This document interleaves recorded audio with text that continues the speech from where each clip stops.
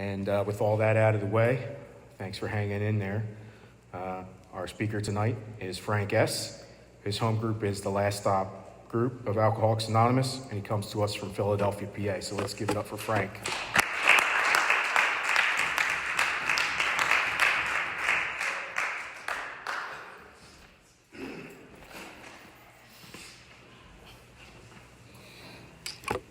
Good evening, everybody. My name is Frank Spina. I'm a recovered alcoholic. Hey, Frank. And my sobriety date is March 27th of 2003. So God willing, if I can make it another month, I'll have 20 years of continuous sobriety. But that's no milestone, I don't believe anyway. I believe I have a daily reprieve, okay? Because I've had time before. I relapsed after having 21 years of continuous sobriety and wasn't willing to make this the most important thing in my life, which was told to me right from the beginning, okay? Once you resign, you resume, okay? I don't care. If you're the alcoholic of the hopeless variety, you definitely will. But anyway, I don't really share too much about my war story. It really isn't important, okay?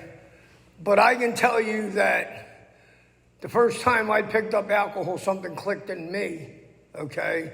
And it did something to me that cured all the problems that I had in my life at the time. And I was an adolescent. I was 12 years old, you know?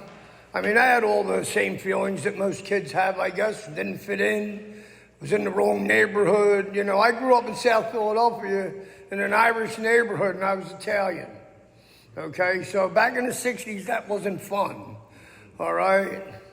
You know, I wasn't included in a lot of things. I wasn't allowed in some people's houses. Okay. And I can go on and on about that, but it's really not important.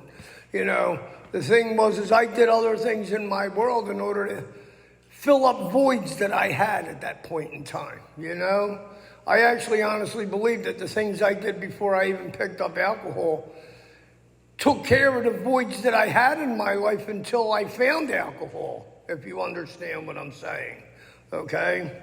But once I found alcohol, I actually didn't even have a very good experience with it from the beginning, you know?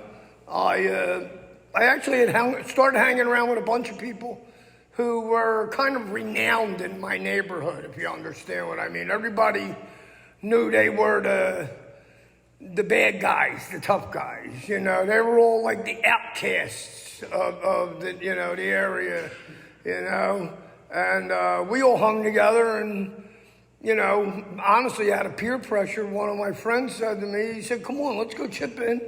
We'll get a bottle of wine and we'll go drink this bottle of wine under I-95. Now, we're talking about, let me see, 1966, 67, somewhere around there, okay? They still had public state stores in my neighborhood, you know, run by state of Pennsylvania. I mean, they still are, but they're more fancy now. They're wine and spirits, I think they're called. These things were great buildings that said state store on them, okay? And I lived right near a bunch of railroad tracks, and used to be hobos that used to ride these trains all the time. And they would find their way over into my neighborhood, and for 50 cents, you can get them to go in the store and buy you a bottle of whiskey or a bottle of wine or whatever you needed, okay? And I'll never forget, me and my buddy put 50 cents a piece. We got this guy to go in the store for like a quarter, and we bought this stuff. It was called Italian Swiss Colony Golden Spur, okay? Just the name of it alone would make you want to go to AA, all right? I think it was about 65 cents for the quart, all right? It was like a dark bottle. I mean, I can remember everything about it because that's how bad the experience was in the beginning. It was a dark bottle with a screw on top. There was no cork. You didn't find this in any fine Italian restaurant on their wine list or nothing like that, you know? And needless to say, it looked like somebody left Welch's grape juice in this hot sun for about 6 years, okay? And it smelled that bad too. But, you know, like I said, you know, I was with this friend and peer pressure, the whole 9 yards, you know. I really didn't know what to expect. And they were just starting to bring I-95 through my neighborhood down in South Philly. So it was like 95 was here and then it ended, okay? And then there were like steps on the ground where they knocked the building down but left the concrete steps. And there was all kind of like construction material and bulldozers and stuff. And we used to hide between there. We used to play on them and stuff. But I'm sitting on these steps and it's a 90-degree day. He drinks his half. I don't even think I drank my half. I don't even think I could. It was like nasty stuff, you know. But I know he jumped up and said, "Come on, let's go play some basketball." He starts running away. I jumped up that step, flat on my face. I hear people say, and as the alcohol rose to my head and I started to feel relief and the hole closed up, I didn't feel nothing. I literally blacked out, passed out, fell on my face, okay? Don't remember much of what happened the next couple of hours, okay? All I can remember is my father dragging me off this woman, Mrs. McGuire's porch, okay, at about 4 o'clock in the afternoon, I would say, okay. See, my neighborhood, everybody knew everybody. And my father being the neighborhood number writer, everybody had our phone number. So it was real easy to get in touch with my dad, you know. He was like one of them. And she called my father. My father told me later on, he said, she called me and told me, you either come around and get your son because he's soiling himself and urinating on my porch, okay, or I'm going to call the cops and have them come and get him, which my father didn't want, you know. And up until that point, I probably had never been punished. I'd never been hit by my father. You know, he never laid a hand on me up to that point. I was a good kid, straight A's, the whole 9 yards, you know. And he picked me up off that porch. I must have said something to him. He punched me in the face. The blood was all over the place. I don't know what was worse, the vomit, the blood, or the fecal matter running down my leg, you know? But that's how my first experience with alcohol was. You would think, who wants to go through this for the rest of your life? You know what I mean? Like, it was nasty. I mean, you know, really, I blacked out. He came, took me, threw me in bed, and it just wasn't a fun experience, let's put it that way.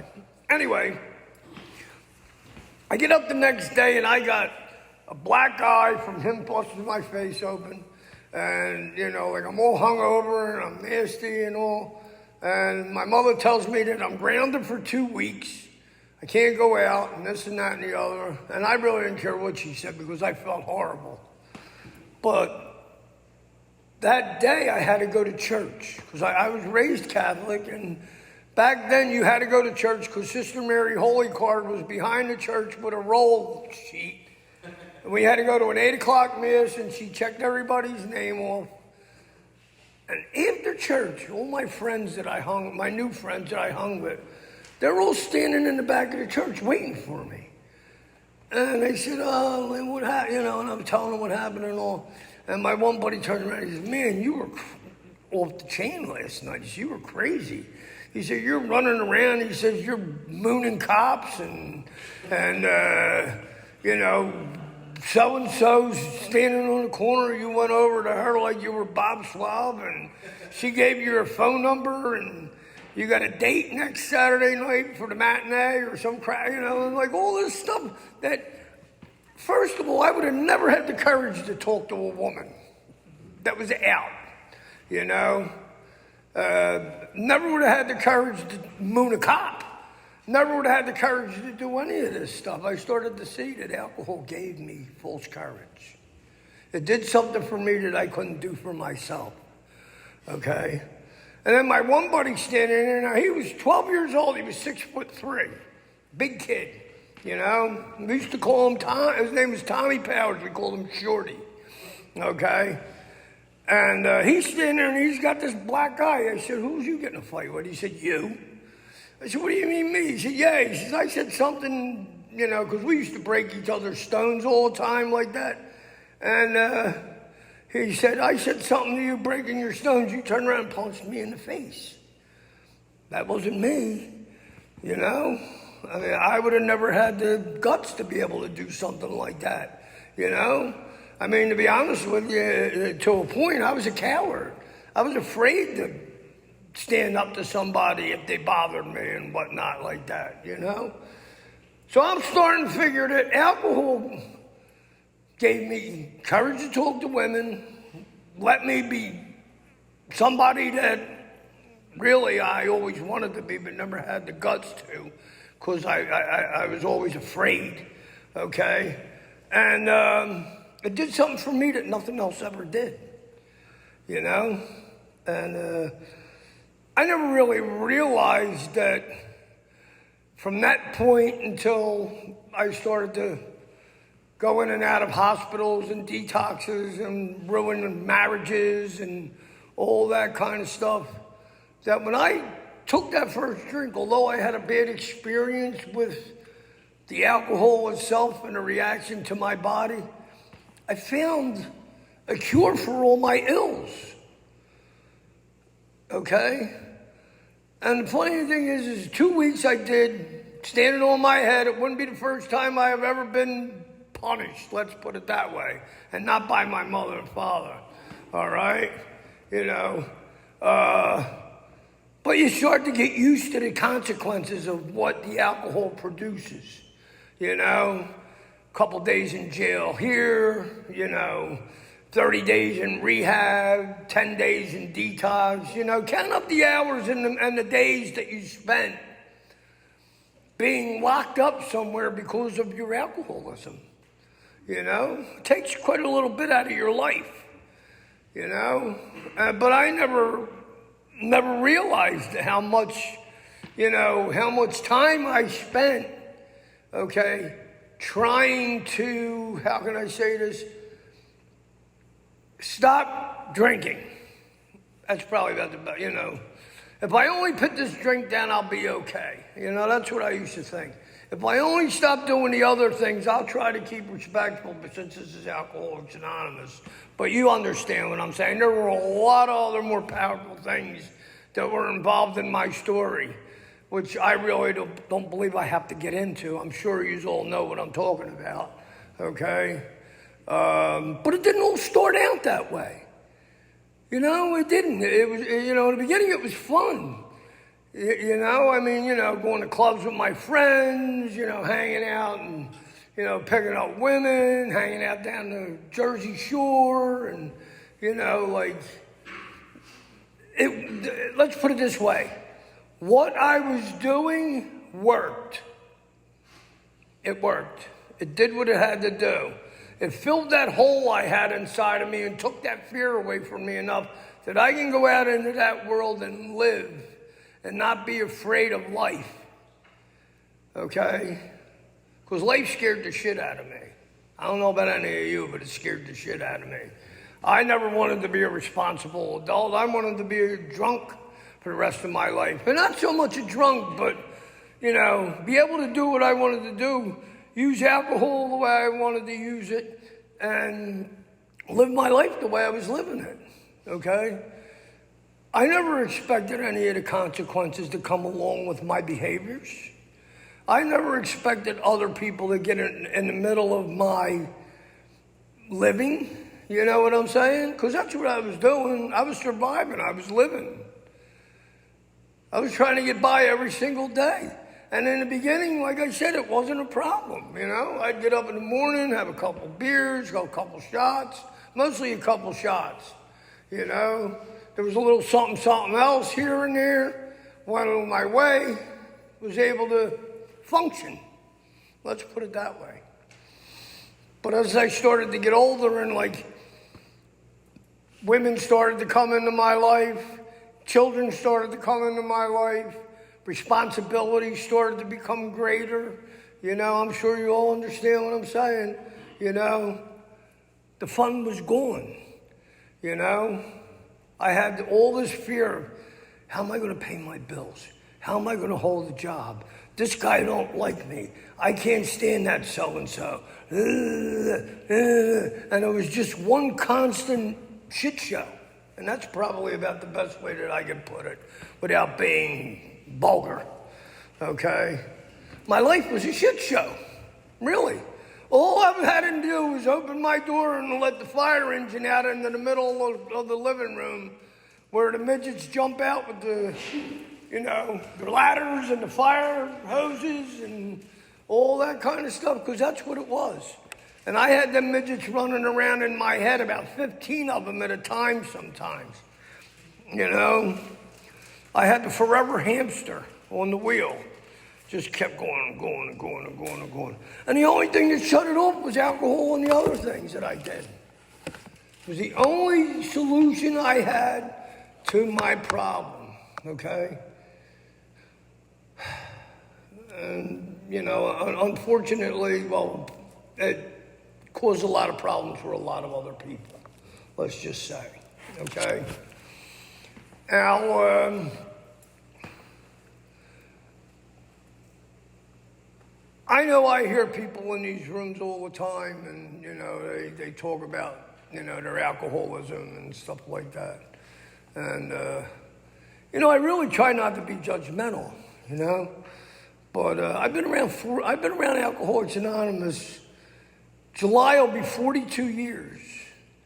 I've made every single solitary mistake you can make to get to where I am today, okay? So figure I had to make every single solitary mistake I had to in order to get into Alcoholics Anonymous in the first place, all right? Denial, I don't have a problem. You have the problem. You have to deal with me. All right? I'm fine. As long as I'm loaded, the world can blow up for all I care. And I never ever expected it to get to that point. I really didn't. I mean, like I know I listen to that, I read that part in the book where it says, you long for the good old days, I was on the way up here today and I was thinking, I was talking to a friend of mine earlier today who drinks, and he drinks every day, but he's not one of us, okay? He has his 5 or 6 beers or whatever he does, and he holds a job and he holds a family down and, owns his house and just, he survives, But he doesn't have the feelings that I had. He didn't live in all that fear like I did. Him and I have had lengthy conversations about alcoholism, as a matter of fact, just for my curiosity to see where he was at, And he's not one of me. He's not me, He got sick one time, he had a bad heart, and he put the drink down because they told him not to drink. He was okay with it, Me, no matter, I could have been hanging off the Walt Whitman Bridge in Philadelphia with a noose around my last toe, and it was pulling out of the joint, and if it took for me to drop the bottle I had in my hand to be saved, I wouldn't have done it, okay? Because that bottle was my savior. That bottle helped me survive many and many a day. Okay, because I honestly believe in my heart of hearts, from my experience, that if I didn't find alcohol when I found alcohol at that very young age, I probably would have killed myself. I probably would have committed suicide or jumped in front of a car or did some other stuff. And I've had some friends that have, in one form or another, committed suicide. By stupid actions, or just, I had one friend actually jumped in front of the Broad Street subway, because they couldn't take life, life was too hard for them. And I found alcohol, and it helped me get through life and all life struggles and, life on life's terms and all that. And, it just amazes me that, There are people who come in here, some puzzle shop labels them alcoholic, and they believe that they need to be here and they don't, you know? I try to sit down with the people that I work with and find out exactly what's going on with them, you know? Because I know when I sat down with my sponsor, okay, he was telling my story. It was all different, you know, circumstances and situations, of course, but he was telling my story. He was me to a T, okay, you know? But needless to say, I went into my first rehab around 1977, I believe it was, okay? After losing my job, losing my family, all the 9 yards, you know, trying to stay straight on my own, all that kind of stuff, abstinence, different location, stay away from my friends, you know, all the stuff they tell you, stay away from people, places, and things. Where am I supposed to go live? You know, I'm homeless. I'm going home and I'm living with my parents. All right, at 28 years old, you know. Stay away from bars, stay away from this, stay away from that. For the first 5 months of my first time trying to stay sober, okay, I locked myself in the bedroom in my mother's house. I didn't leave. I think I left to go to the bathroom, get a shower, if I took a shower, and to get food and come back up and lock the door. I was scared to death to walk out the door because my friends hung around the corner here and the bar that I drank in was up the other end of the street, you know? I couldn't do what these people were telling me to do, you know? And the constant thought, all the time the thought, the obsession of the mind, see? See, that's the thing. People don't understand, you know? Alcohol didn't get you here. Your head got you here. Your head is what brought you in here, okay? Don't blame alcohol because of the way you are if you are that way, all right? When I didn't drink, I thought of drinking all the time, 24 hours a day, 7 days a week, okay? Trying to stay abstinent, okay? Staying abstinent is a total contradiction of the first step of Alcoholics Anonymous. People don't realize that. Because why? Some guy in Alcoholics Anonymous told you, oh, just don't drink and make 90 meetings, you'll be fine. No. You take alcohol away from me for 90 days, you might find me swinging in the bathroom. Okay? Because by the time I got around to this place here, I had so much damage in my world. I had hurt so many people, okay, that the guilt, remorse, and the shame of the actions that I had done, okay, alone would have killed me. How do I fix all this stuff? What am I going to do? How am I going to walk out into that world and be okay? You just told me that I can't have a drink anymore, you know? Alcohol, from what I know from my experience, was the solution to my living problem. It helped me to be able to live in this shithole of a world that we live in, okay? To be able to deal with responsibilities on a daily basis, to get up in the morning and be happy. You know, the only time I was happy is when I had a half a pint under the bed and something else in there to cook up, if you know what I mean, okay? I didn't get out of my bed until I got half oiled up. And if I didn't have nothing to do that, I stayed in the bed until I could figure out a way to. But I constantly always thought of it. Fighting that urge as a mother, okay? And guess what? If you're the alcoholic of the hopeless variety, you're not winning. You're not going to beat it. I don't care who you are, okay? You're not going to beat it. And then once I put that thing in my body, I'm done. That phenomenon of craving takes right over. I don't know what's going to happen. I remember my first wife gave me the last shot. And she said to me, she says, if you do this one more time, I'm leaving you. Now, how many people have heard that? I mean, your wife's leaving, I'm locking the doors, I'm taking the kids, and blah, blah, blah, and this and that and the other. Yeah, all right. And you go out and you fuck up. Mess up. And I always drop one bomb out here. Sorry. And you don't think that it's going to happen, But the last time I really was trying, like I was going to my IOP and I was telling them how my day was, and I was trying to be as honest as I could with these people, And it's like their job's bad enough. Listening to people like us rattle on about our problems, because that's all we do is complain. We complain about the sad state of the nation, and we got the world by the snorkelies, and we don't even realize it. And I had a good wife. I just had a 2-year-old son, beautiful house, the whole bit. And I was probably clean about 4.5 months.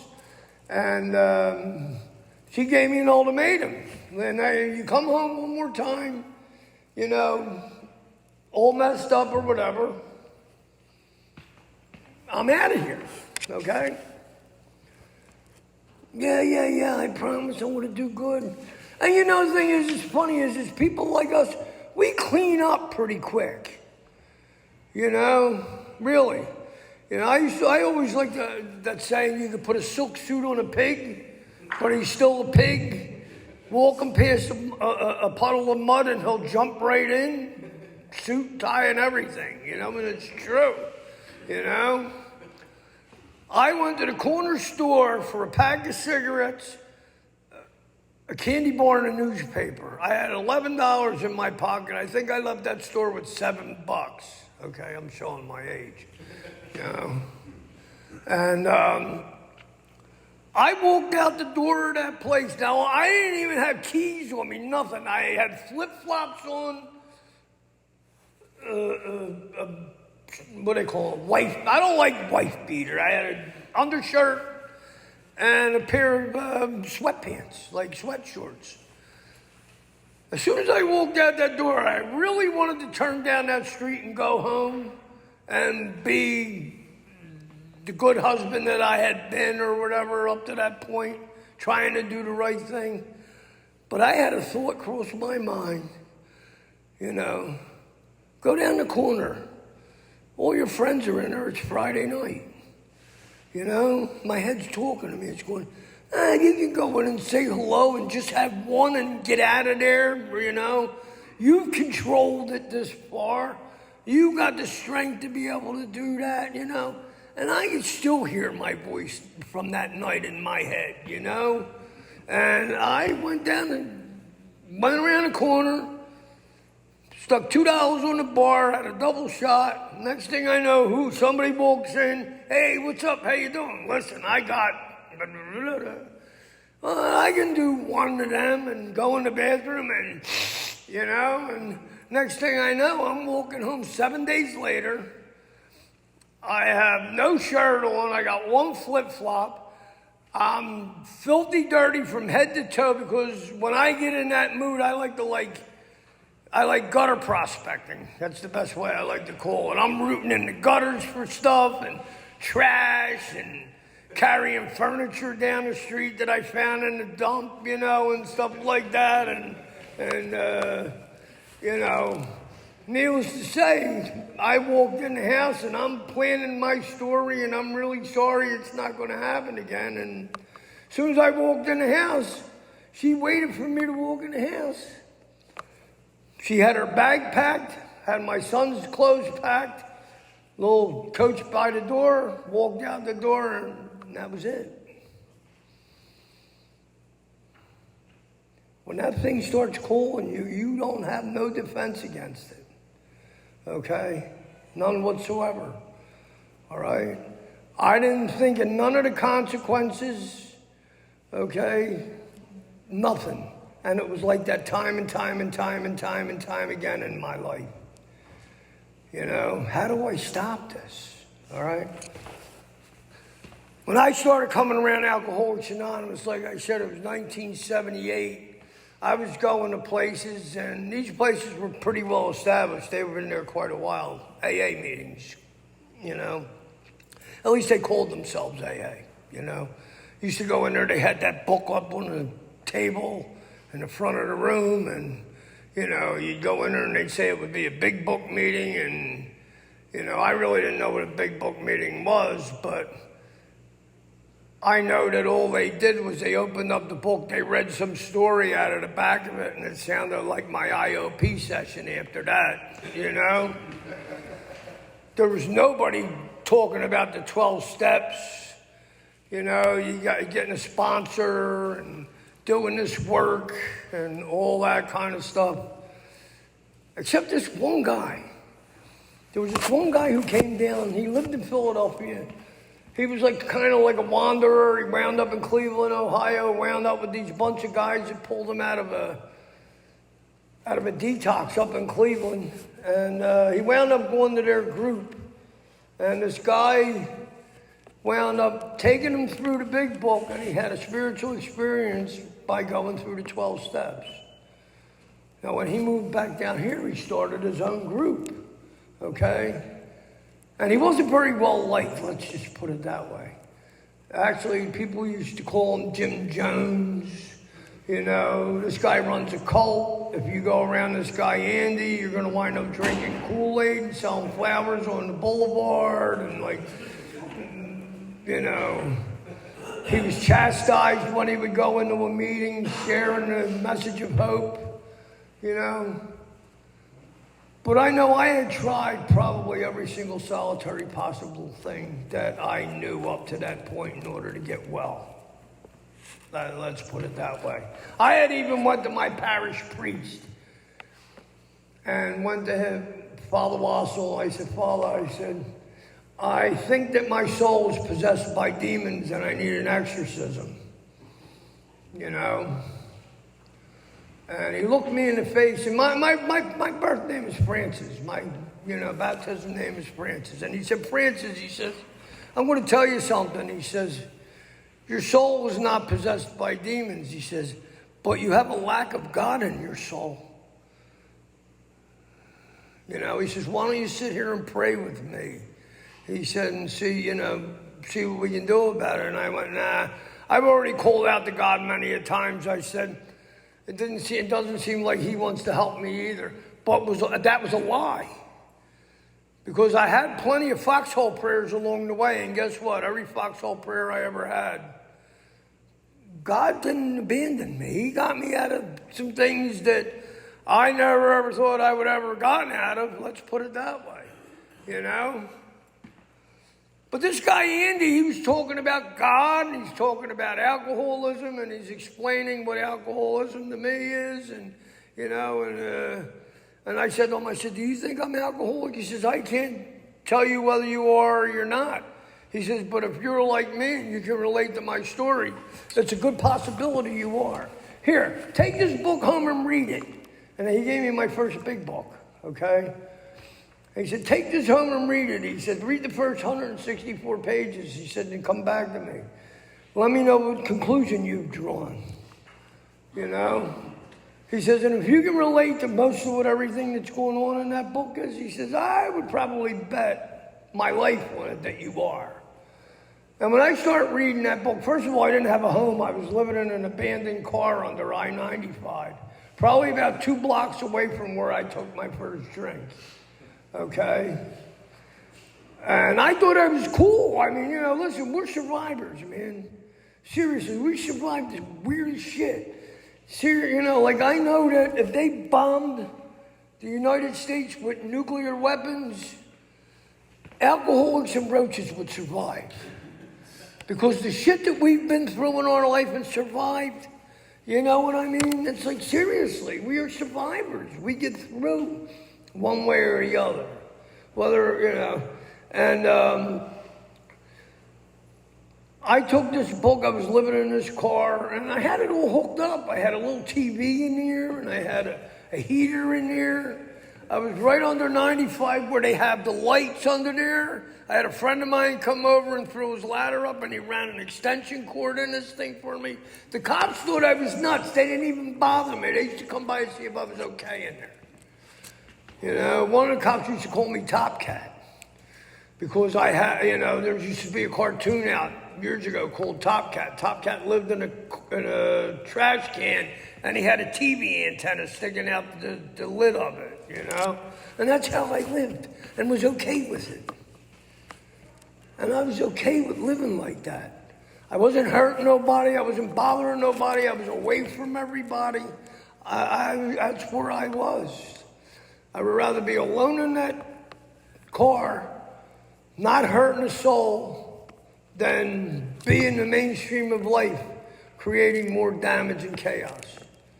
But I start reading this book, and, you know, I'm starting to read, like, you know, for reasons yet obscure, we have lost the power of choice in whether we pick up the first drink or not.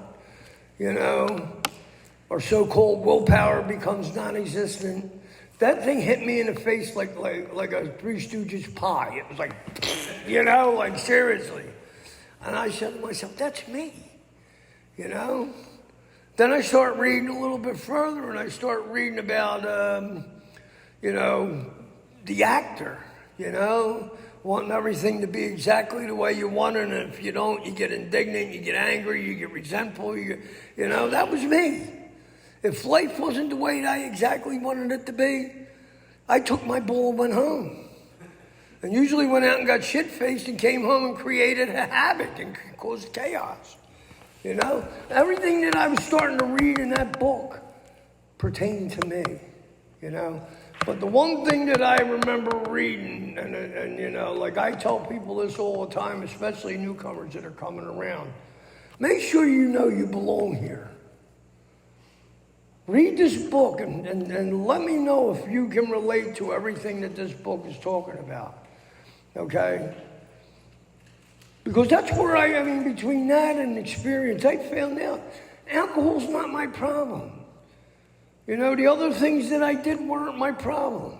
You know, I said, I can fall into about 150 different things that I know I can abuse and use to a point where it becomes lethal.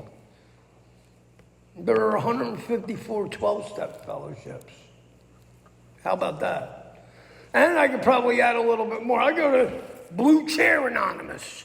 If that blue chair is going to keep me happy, joyous, and free, I'll carry that thing around with me. Toothpicks, if I'm sticking toothpicks up my nose, I can have infections in my face and all. I need that toothpick in my nose. That's what we are. We're nuts. You know, like seriously.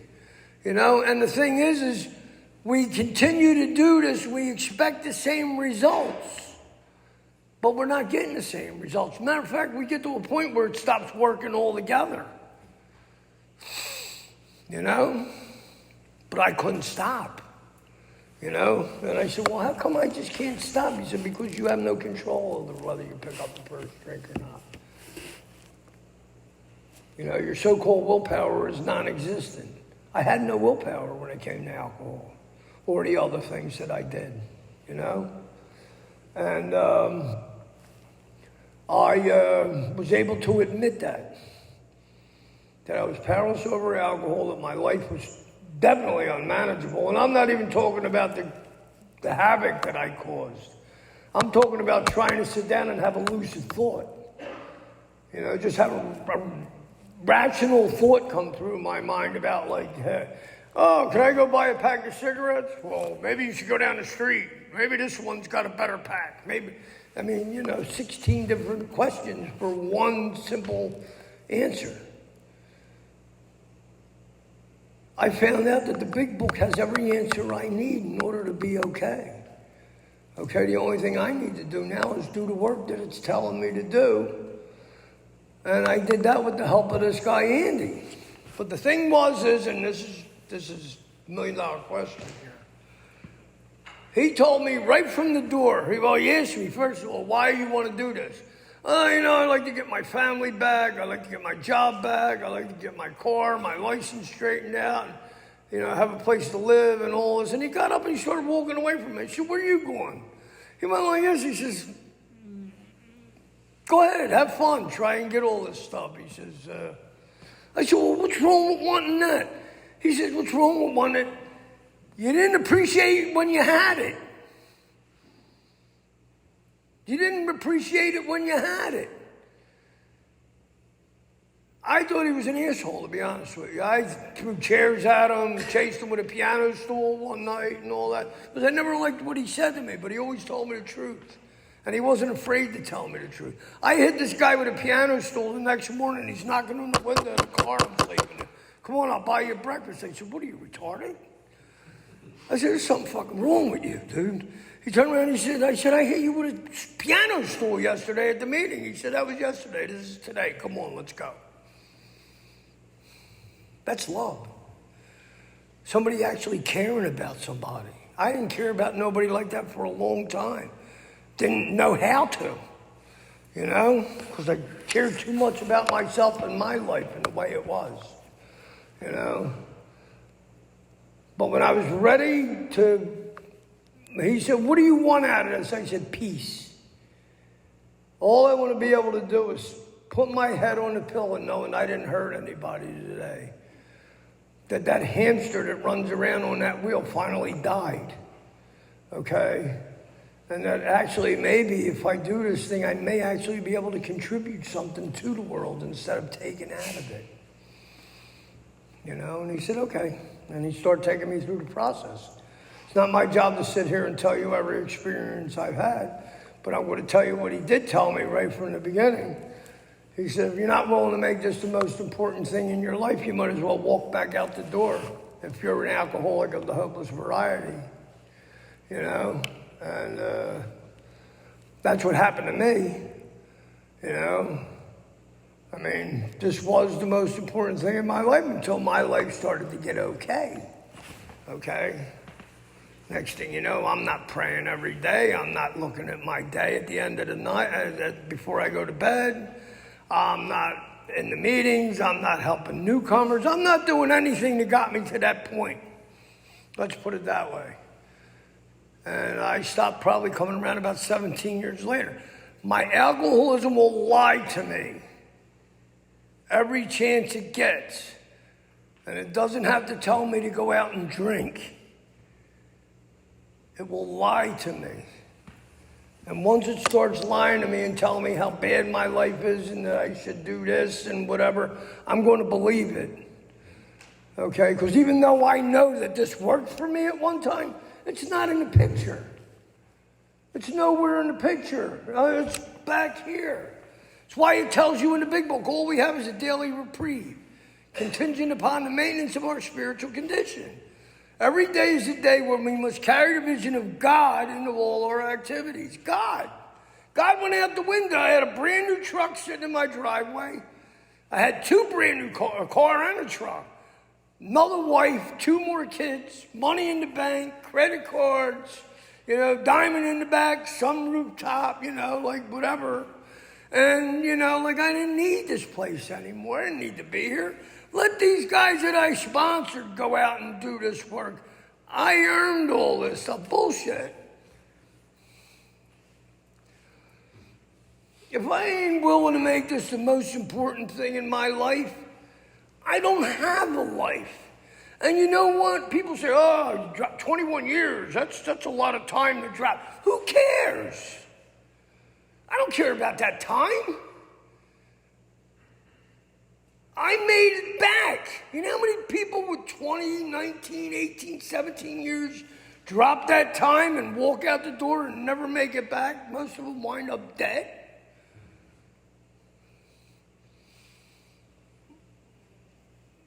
Dead. Because this shit will kill you. I don't know. I think I buried 3 guys last year that I know. This will kill you. And it's patient. It'll kill you slow. It ain't going to kill you fast. It's going to make you suffer. The lucky ones die fast. Seriously, you know. I do outreach work on Kensington Avenue. Me and my buddies, every other week we take turns. And that's like Night of the Living Dead. Really, it's horrible. I mean, you know, it's like talking to zombies. And, you know, if you even get one or two of them to even listen to you, it's a miracle. But, like, we go up there every week, you know, and I ain't saying that to pat myself on the back or anything like that, but it's like, this is the most important thing in my life today, you know? It really is. I do nothing without this, okay? I get up in the morning, I have a God in my life today that is very prevalent in my life, that I thank every day just for waking up and being able to be functional in this world without fear, okay? Without fear. You know, I had a lot of rowboats go by me when I was out there, and I never jumped in any of them, you know, until I was ready to. Okay? And I had a lot of people present God to me along the way. I thought it was a hokey, corny, you know, like, thing. You know, I know there's a God out there. I know that He takes care of everything I need, you know? It tells me He will provide what I need as long as I keep close to Him and perform His work well. Okay? And, you know, Andrew called me, asked me to come up here, you know, and I didn't hesitate. I come, you know. I'm going to have to sell my bike in order to put gas in my truck when I go home, but no, I'm kidding, I'm joking, you know. When we're called on to be of service, we don't hesitate, you know. I make this the most important thing in my life because, you know, not only am I a father and a husband, I'm not a husband no more, I'm single, that's right. I'm 0 for 3 in that area. God hasn't fixed that yet, you know. But, you know, I'm a grandpop. I'm going to be a grandpop again in April. You know, that'll be my 11th grandchild. You know, I'm going to my son's tomorrow to watch Super Bowl. As you can see who I'm rooting for. Sorry, Steeler guys back there. Maybe next year. You know, and, you know, I never thought that I would see one Super Bowl in my life. I'm going to hopefully see 2 wins, you know. Blessings, they're blessings. To be able to sit in a room with your family and not think about what you're going to rob when you go to the bathroom, you know, or whose car you're going to borrow and come back 6 days later if it ain't smashed. To be able to walk into the world and people say hello to you. How about that? You know, instead of running away. These are all blessings.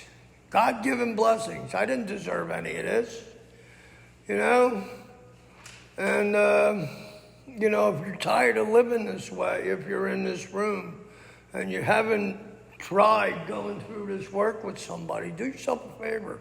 If you believe that you have that obsession of the mind and that talks to you all the time like that, just ask somebody to help you.